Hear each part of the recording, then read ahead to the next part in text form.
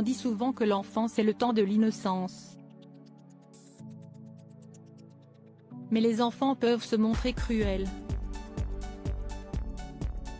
Le cauchemar d'Hugo Martinez a commencé dès les premiers jours du CP. J'ai été baptisé l'intello, le gros ou le bigleux, explique ce jeune homme de 22 ans. En début de primaire, il est victime d'insultes et de harcèlement verbal. En spell M1-bas, j'ai commencé à être menacé. Je vivais dans un climat de violence permanente. La situation ne s'améliore pas au collège. En 6e, la violence physique a commencé, caractérisée par des coups et des bousculades. Ses bourreaux lui imposent même un rituel. Le midi, je rentrais déjeuner chez moi. Avant de partir ou de revenir, je devais me placer contre le mur et attendre d'être frappé par les élèves. En hiver, je n'avais pas le droit d'accéder au vestiaire pour me changer avant le sport. En fin de 4e commence le cyberharcèlement. Lors d'un voyage scolaire en bus, j'ai ronflé et j'ai été filmé à mon insu. Quelques semaines plus tard, j'ai découvert que la vidéo circulait sur les réseaux sociaux. Avec mes parents, nous avons déposé une main courante, qui n'a jamais été enregistrée par les gendarmes. Au lycée, le calvaire continue et Hugo doit être hospitalisé en fin d'année. Les parents d'Hugo lui font changer d'établissement scolaire. J'espérais tourner la page, mais les élèves avaient vu la fameuse vidéo.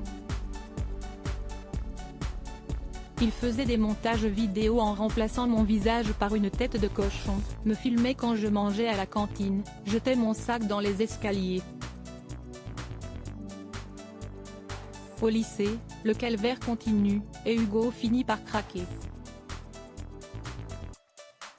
En milieu de première, j'ai été hospitalisé pour obésité morbide. En terminale, je suis allé dans un lycée à Lyon, mais j'ai eu du mal à m'intégrer. J'ai fini par suivre les cours à distance et j'ai obtenu le bac avec tout juste la moyenne, explique Hugo, pourtant diagnostiqué HPI, au potentiel intellectuel, en fin de collège. Si est une nouvelle hospitalisation en mai 2017 qui fera office de déclic et poussera le jeune homme, aujourd'hui en 5e année de communication politique, à créer l'association Hugo, parrainée par Danny Boone, Guillaume Canet, Jamel Debbouze, entre autres. Un enfant harceleur est soit une ancienne victime de harcèlement, soit un enfant complexé. Une association très active depuis sa création, et s'adresse à tous les intervenants. Nous nous rendons dans les établissements scolaires, de la primaire jusqu'au post-bac. Nous sensibilisons les parents, proposons de l'écoute, accompagnons les jeunes et leur conseillons des pratiques artistiques ou sportives. Nous formons aussi les professionnels en contact avec les jeunes. En 2019, notre association a fait inscrire dans la loi française la notion de harcèlement scolaire, détaille Hugo, qui se bat pour les victimes, bien sûr, mais s'intéresse aussi à leurs bourreaux. Les études montrent qu'un enfant harceleur est soit une ancienne victime de harcèlement soit un enfant complexé. La différence entre les harcelés et les harceleurs, si est que les harceleurs savent diriger un groupe d'élèves et cacher leurs souffrances.